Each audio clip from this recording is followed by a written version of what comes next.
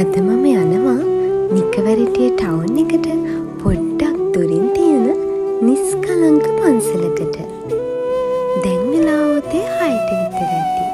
අපි මේ පන්සලට යන ගමනේ ඉන්නේ.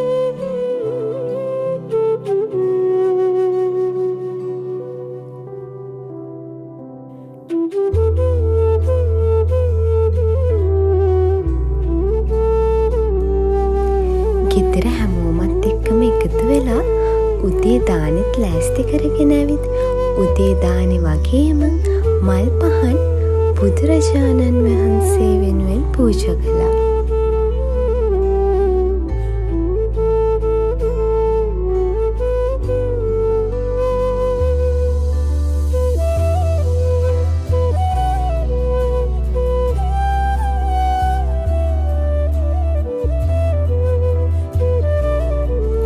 ඒ වගේම හිතට ලොකු සැහැල්ලුවක් එකතු වෙන දවසක් ඒ විදිහට ඉවර වුණා.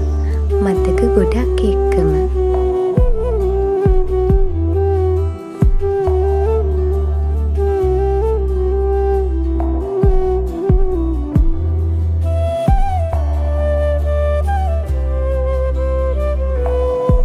ඉතින් අදට වීඩියෝ එක ඉවරයි. ගිහින් එන්නම්. ඊළඟ වීඩියෝ එකෙන් හම්බෙමු. මේ වගේ වීඩියෝස් බලන්න මගේ channel එක subscribe කරලා තියාගන්න.